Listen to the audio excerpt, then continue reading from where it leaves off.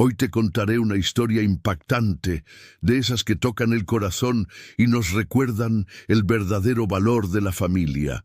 Una madre traicionada por sus propios hijos, pero con una fuerza y amor que nadie pudo arrebatarle. Quédate hasta el final, porque esta historia te emocionará como pocas.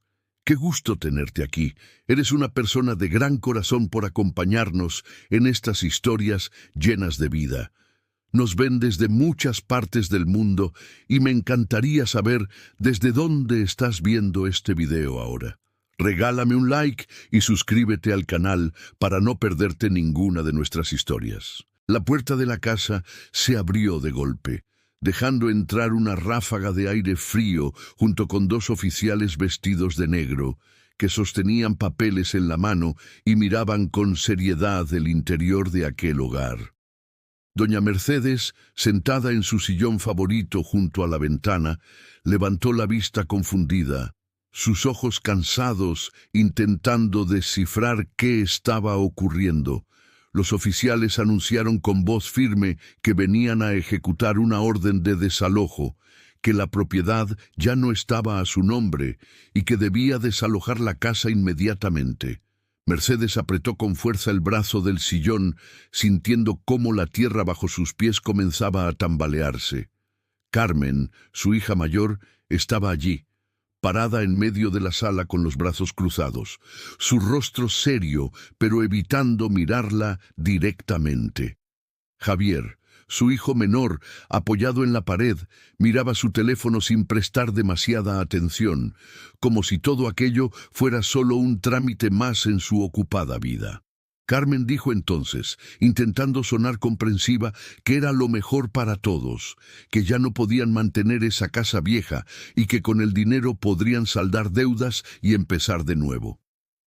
Mercedes intentó hablar, su voz temblorosa apenas logrando salir de su garganta, diciendo que esa casa era el sueño que construyó junto a Juan, su difunto esposo, que allí crecieron sus hijos, que cada ladrillo llevaba una historia, un sacrificio, una esperanza.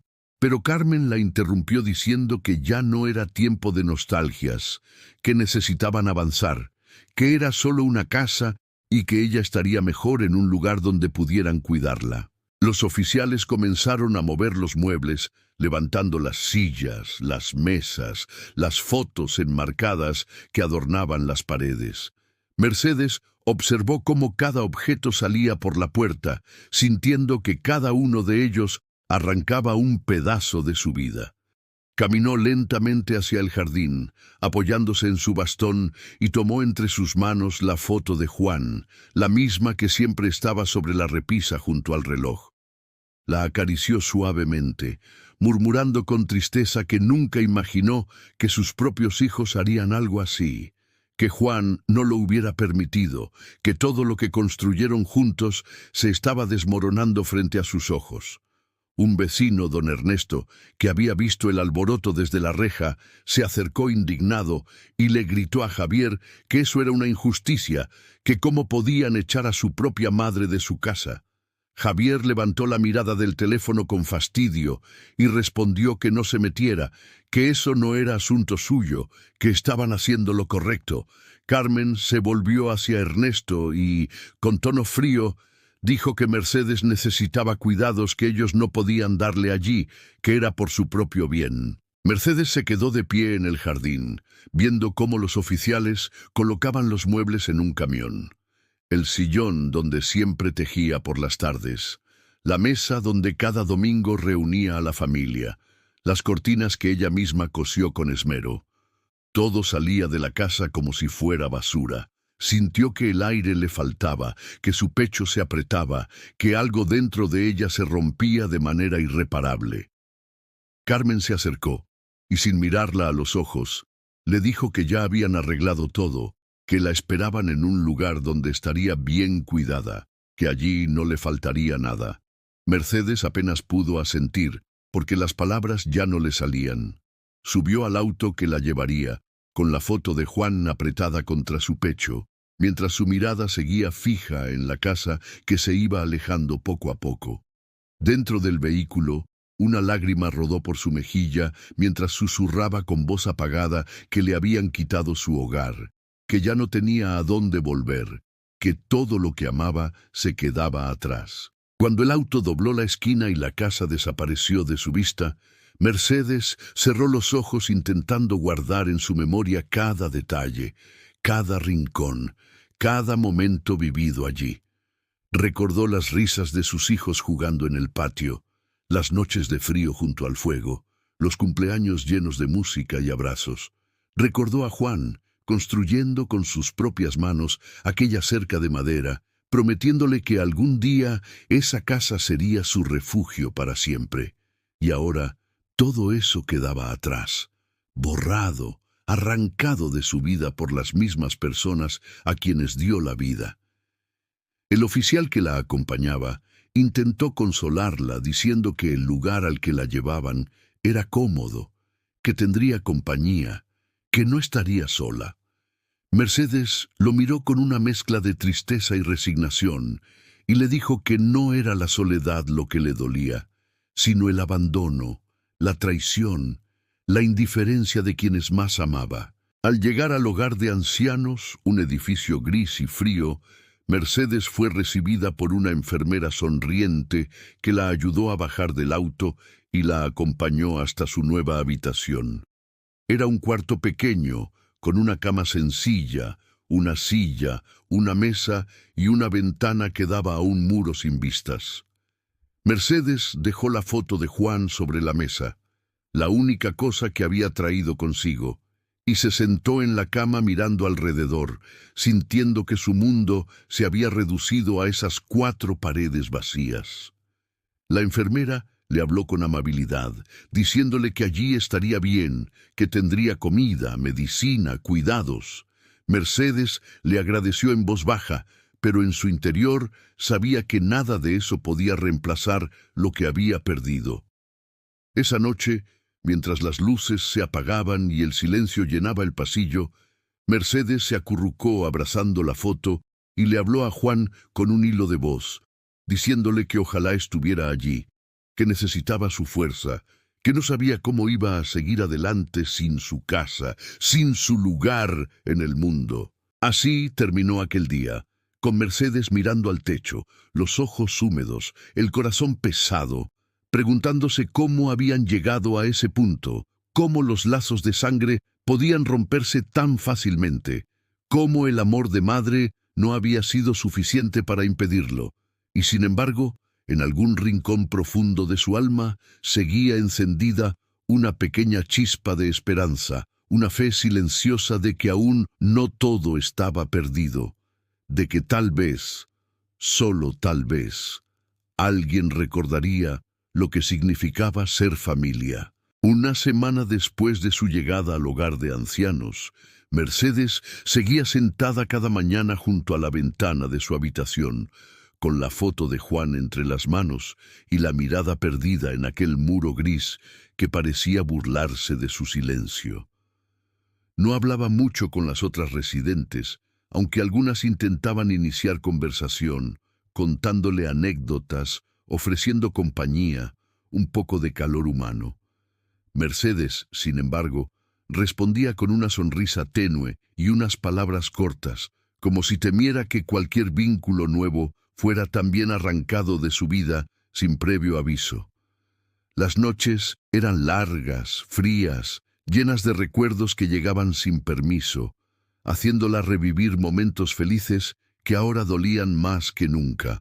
El sonido del pasillo, los pasos de las enfermeras, los murmullos lejanos, todo contribuía a esa sensación de aislamiento que la envolvía como una niebla densa. Mercedes intentaba ser fuerte, como siempre lo había sido, pero en lo profundo sabía que algo dentro de ella se había roto cuando dejó aquella casa. Una tarde cualquiera, mientras Mercedes intentaba leer un viejo libro que le habían prestado, el bullicio en el pasillo llamó su atención. Escuchó voces jóvenes, risas, pasos apurados, y luego una enfermera anunció que un grupo de estudiantes del colegio local había venido a hacer una visita solidaria, trayendo donaciones y compañía para los residentes. Mercedes suspiró, sin mucho interés, pensando que eran solo niños cumpliendo un deber escolar, que se marcharían en unas horas sin recordar siquiera los nombres de las ancianas. Pero cuando levantó la vista hacia la puerta, sus ojos se encontraron con los de un joven alto, de mirada intensa y gesto confundido, que se quedó paralizado al verla. Era Diego, su nieto, hijo de Carmen, a quien no veía desde hacía meses. Diego la miró como si no pudiera creer lo que estaba viendo, y Mercedes, sorprendida, apenas alcanzó a decir su nombre. Él se acercó de inmediato, dejando caer la caja que llevaba, y se arrodilló frente a ella, tomando sus manos entre las suyas y preguntando qué hacía allí, por qué nadie le había dicho nada, cómo era posible que su abuela estuviera en un lugar como ese. Mercedes no supo qué responder al principio, tragando las lágrimas que querían salir, y finalmente dijo con voz temblorosa que a veces los hijos creen que hacen lo correcto, aunque eso implique olvidar a quienes les dieron la vida. Diego no podía creerlo. Caminaba por la habitación mirando el poco mobiliario, las paredes sin vida, el ambiente triste y apagado. Dijo que no entendía nada, que su madre le había dicho que su abuela se había ido a pasar una temporada con una tía en el interior, que estaba bien, que necesitaba descanso. Mercedes lo miró con ternura, como solía hacerlo cuando él era pequeño y corría por el jardín, y le explicó que sus hijos habían decidido que ya no era capaz de vivir sola, que la casa estorbaba, que era más útil vendida que habitada por una anciana. Diego, con los ojos llenos de rabia contenida, le preguntó si eso era cierto, si realmente la habían sacado de su hogar sin su consentimiento. Ella asintió lentamente y dijo que intentó resistirse, pero nadie quiso escucharla, que trató de recordarles cuánto había hecho por ellos, pero sus palabras se perdieron entre intereses y números. Él respondió que eso era una injusticia, que no iba a permitir que siguieran tratando así a la mujer más valiente y amorosa que conocía, que iba a hacer algo para arreglarlo, que lo prometía. Mercedes le pidió calma. Le dijo que no guardara odio en su corazón, que el rencor solo envenena el alma. Pero Diego insistió, diciendo que no era rencor, que era indignación, que no podía quedarse de brazos cruzados mientras ella sufría en silencio. Le preguntó si quería volver a casa, si todavía tenía esperanzas. Mercedes lo miró con una chispa de luz en los ojos, la primera en días, y le respondió diciendo que su corazón seguía en aquella casa, que no pasaba una noche sin imaginar que aún estaba en su cocina preparando café, que a veces soñaba con abrir la puerta y ver a Juan en el jardín arreglando las flores. Diego la abrazó fuerte, con lágrimas cayendo por su rostro, y le dijo que haría todo lo posible para que ese sueño volviera a ser realidad, que no se rendiría, que lo juraba por ella, por su abuelo, por la familia que merecían tener. Antes de irse, Diego se acercó a la directora del hogar y pidió una copia del ingreso de Mercedes, los papeles firmados, los nombres de quienes autorizaron el traslado.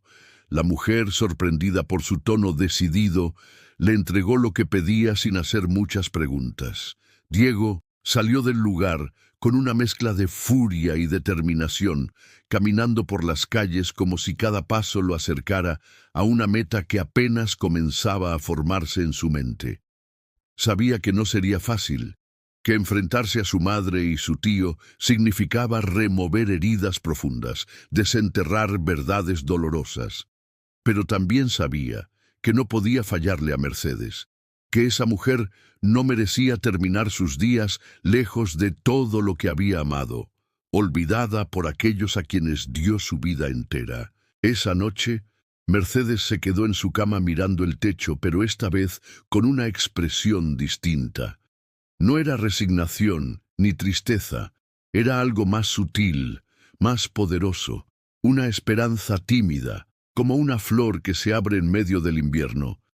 Pensaba en Diego, en su mirada firme, en sus palabras llenas de fuerza, y se permitió imaginar por primera vez desde que salió de su casa que tal vez el destino aún guardaba algo bueno para ella, que tal vez no todo estaba perdido, que aún existía amor verdadero en su familia y que ese amor, aunque pequeño, podía cambiarlo todo. Diego caminaba de un lado a otro en su habitación, con los papeles en la mano, el rostro tenso y la respiración agitada. Había pasado la noche investigando, leyendo cada documento que la directora del hogar le había dado, tratando de entender cómo era posible que su madre y su tío hubieran logrado declarar a su abuela incapaz sin siquiera una evaluación médica real. No entendía las palabras legales, pero algo dentro de él le decía que había irregularidades, que las firmas no coincidían, que las fechas eran sospechosas. Decidió que no podía esperar más, que debía confrontar a su madre y exigir respuestas. Tomó las llaves, guardó los papeles en una carpeta y salió de casa con paso decidido, sintiendo que cada metro recorrido lo acercaba a una verdad que no sabía si estaba preparado para escuchar. Al llegar a la casa de su madre, golpeó la puerta con fuerza. Carmen abrió, sorprendida por su expresión. Diego entró sin esperar invitación, dejó la carpeta sobre la mesa y dijo que necesitaban hablar, que ya sabía toda la verdad. Carmen lo miró confundida, fingiendo inocencia, y preguntó de qué estaba hablando. Diego abrió la carpeta y comenzó a mostrar los papeles, señalando las firmas, las fechas, las autorizaciones. Le dijo que había descubierto que habían declarado a su abuela incapaz sin un médico presente, que todo había sido firmado el mismo día, que incluso algunas rúbricas parecían falsificadas.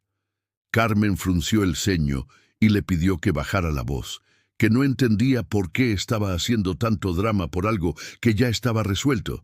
Diego gritó que no estaba resuelto nada, que habían echado a su propia madre de su casa, que la habían abandonado en un asilo sin su consentimiento, que eso era cruel, injusto y egoísta. Carmen se sentó en la mesa, respiró hondo y le dijo que no podía entenderlo porque él no sabía lo difícil que había sido para ella, y Javier mantener la casa, pagar las cuentas, lidiar con una mujer mayor que cada día estaba más olvidadiza, que no podía sola, que ya no era seguro para Mercedes vivir allí.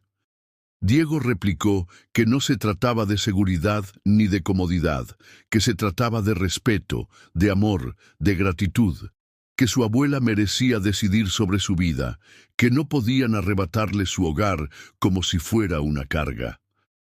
Carmen comenzó a llorar, diciendo que estaba cansada, que siempre había sido ella la que cargaba con todo, que Javier nunca la ayudaba, que la presión era demasiada, que no sabía qué otra opción tenía. Diego bajó la voz, se acercó y le dijo que la entendía, que sabía que no era fácil, pero que eso no justificaba lo que hicieron, que podían haber buscado ayuda, soluciones, sin necesidad de despojarla de su casa y su dignidad. En ese momento, Javier entró en la casa con bolsas de supermercado. Miró la escena y preguntó qué estaba pasando. Carmen le explicó entre lágrimas que Diego los estaba acusando de traición, que decía que habían hecho mal al sacar a Mercedes de su casa. Javier soltó una risa sarcástica y dijo que no entendía por qué tanto alboroto, que la vieja estaba mejor en el asilo, que allí al menos la cuidaban y que la casa ya estaba vendida, que no había vuelta atrás. Diego lo miró con furia y le preguntó cómo podía hablar así de su propia madre, cómo podía ser tan frío, tan indiferente. Javier respondió diciendo que cada quien tenía que mirar por lo suyo, que él tenía deudas, que la vida era dura, que nadie le había regalado nada, que la casa era solo ladrillos, no una iglesia.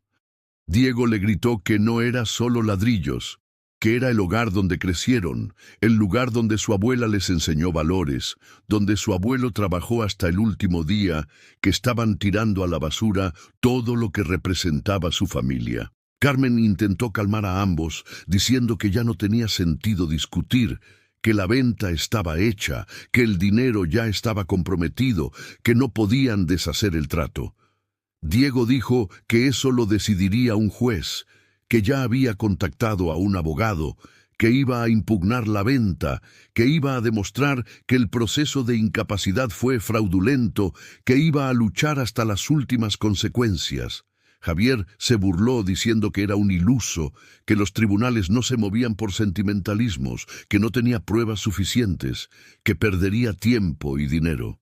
Diego respondió que no estaba solo, que había testigos, que los vecinos sabían lo que pasó, que la directora del hogar le había dado documentos, que había inconsistencias, que confiaba en la justicia.